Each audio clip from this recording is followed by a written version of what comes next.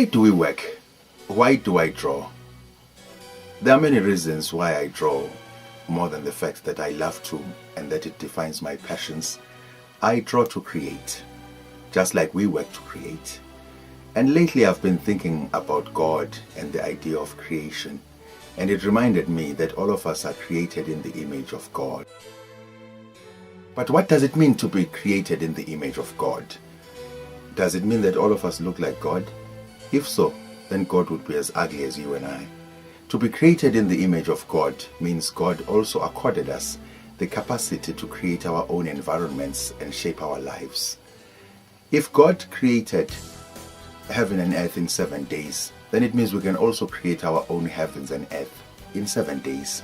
And what I would like to do is take you through the process of creating an artwork, which of course to me is my heaven and earth. And I'm going to take you through what I call the 7 stages of creating rainbow colors in black and white. The first day. On the first day, I stumbled upon a beautiful thought of a woman sitting in waiting somewhere out there. Call it an idea. Her beauty captured my attention, and for a while I searched for her eyes, which I could not see since she was set with her back to me. She was facing away to the distant hills that stretched far and high.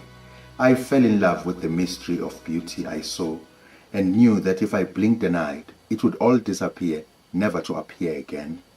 I quickly picked up my pencil and started sketching her body, carving her broad shoulders, capturing her slim back, and rounding her voluptuous buttocks, balancing her sitting posture.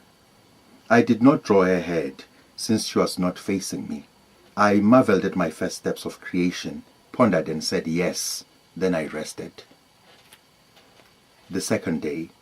On the second day, I woke up with an idea to dress her, to cover her delicate buttocks with a piece of flowing cloth. This was good, and it covered her respectfully. Instead of drawing the back of her head, I gave to her a big hat that covered all of her head, which I then weaved carefully to give it prominence and symbolism of protection. This I did and completed to my satisfaction. The hat protected her from the scorching sun, and I was happy to see her cloth blowing with the gentle midday breeze. Later I introduced 3 pillows to cushion her buttocks, right where she was sitting, to give her all the comfort in her waiting. I retreated and looked at my day's work, nodded my head in fulfillment, and went back to rest.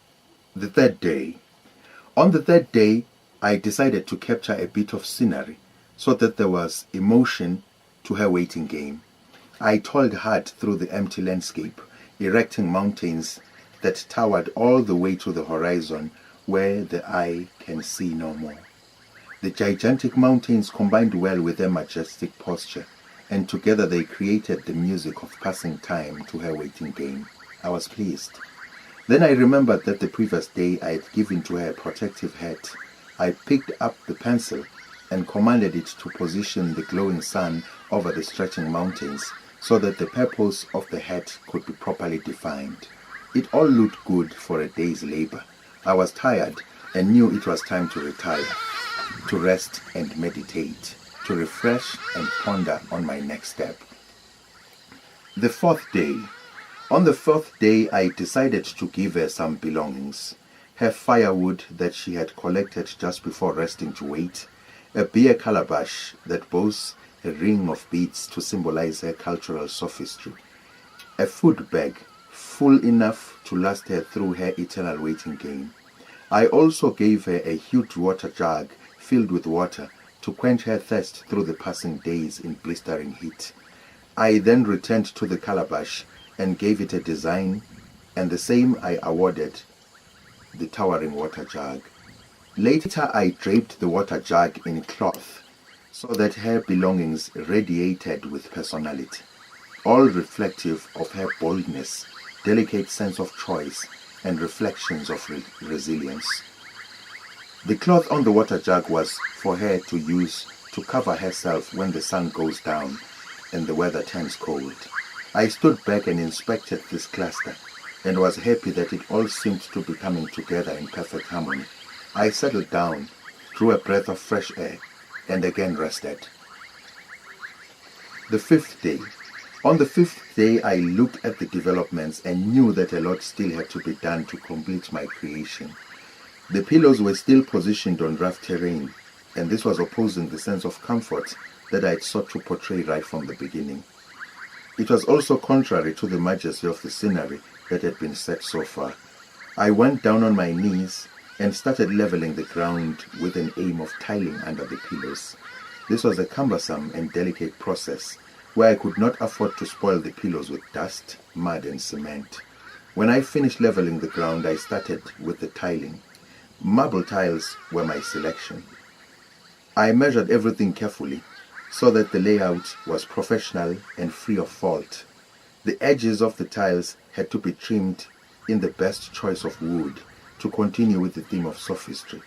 I traveled over the hills and collected the best of natural wood, which I carved and fitted as trimmings. The tiles and wood were then polished so that the gleam shone with the rays of the sun above. When all was done and the sun was about to set, I fell into a deep sleep where I dreamt of what was to come the following day. The 6th day. On the 6th day, my mind was weary and my muscles were burning from 5 days of galloping thoughts and endless hard work in construction. All had been done, but it was very difficult to separate the clustered symbols from one another. As much as all had been done and got to be, it still looked cold and lifeless. So I said, "Let there be life," and my hand and pencil joined together in giving dark shades around each symbol, and slowly the cluster started separating itself into units that stood alone, yet together they gathered to create the whole idea. My hand tenderly guided the pencil to shade around the pillows, around her body, around the calabash, all the way to the cloth around the water jug and the mountain range. It all came to life, and for the first time I could see the lady's eyes in the resilience of her patience to wait. There were beautiful eyes that pierced through my soul, and as they met with mine, I knew that everything around her had its own life. I paused to marvel at my thoughts transforming into reality, and in the process interacting with me. I could not take it anymore and collapsed into a deep slumber. In my sleep, I experienced a dream of life where together with the lady we waited for eternity to find us. I named her Linda, the lady in waiting, and she smiled and gave me a kiss of life as she turned her back to me and waited forevermore. It was a dream that transformed me never to be the same again. Only the next day would see me rise again as born anew. The 7th day. On this day I looked at it all and was satisfied with the beauty and life of my creation. I was amazed at how life emerges so easily from a background of black and white, and still offers us with the choice to add any colors to complete our reality the way we choose to see it. Interpret its diversity, interact with its dynamic symbols, and create meaning out of it. I had my own idea of which colors would sit best with what I had created. So I looked up to the skies above the mountains and shouted, "Let there be color!" Clouds started drifting in a dance so spectacular, and the sun rays made everything so bright and true. This is when the most magical experience to ever touch my life unveiled itself before my eyes. The spectrum of the rainbow emerged from within the lady in waiting and started painting rainbow colors on black and white. Suddenly the cloths had their colors. The water jug turned bronze, and I could see the clay color on the pots. Her hat was a beautiful touch of soft red, and the sunbeams tanned her silky skin. The pillows were light yellow satin, and I could smell the slight scent of decay in her brown wood that she had collected before she sat to wait. I was overwhelmed with emotion, and I cried tears of joy and appreciating that the mystery of complete creation had been unveiled before my eyes. I knelt and prayed, for once I knew that as one created in the image of God, like Him I also have the simple inborn capacity to create. I felt so complete.